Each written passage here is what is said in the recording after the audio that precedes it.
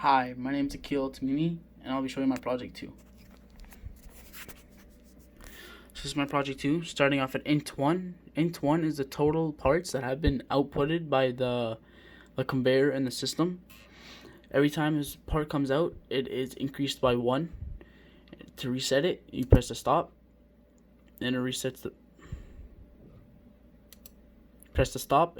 the value. Press start, and it continues, and it goes again. Moving on to int 2 is the service target. The service target is inputted by the user or the operator. When 80% of this value has been reached, the yellow light turns on. When 100% of the value is reached, this red light turns on. When this red light turns on, it triggers the e-stop for a safety precaution. In order to reset it, you press the gray push button that confirms that the maintenance has been done, and press the start to restart the system.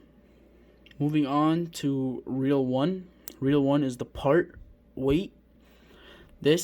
Every time a part is put onto the scale, a delay timer is incremented or used to give a steady reading. Then that value is displayed or converted into kg, then displayed into this part weight. If the part weight is less than or equal to 140, this red light turns on. If it's greater than or equal to 148, this red light also turns on to show you that is a bad part. Moving on to reel 2. Reel 2 turns on, the timer turns on when the PBN or P and P is retracted and lowered. That turns on the timer until this stamp is lowered. Then that value is converted into seconds and displayed here as the total time a part is in the cycle. Next is this total running time. This time is turned on the second the system is powered. The yellow light is on, and then the red light is on. Press the gray. This is the maintenance, by the way. You press the gray, reset, turns off the e-stop, and power on, continues. Back to the total time running. The second this system is turned on, it starts timing.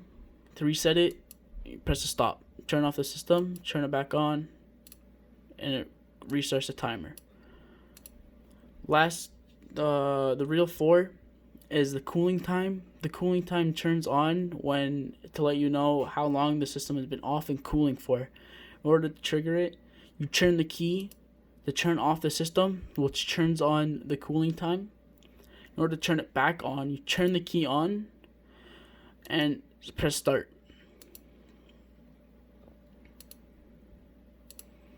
The next feature is the part at the stamp.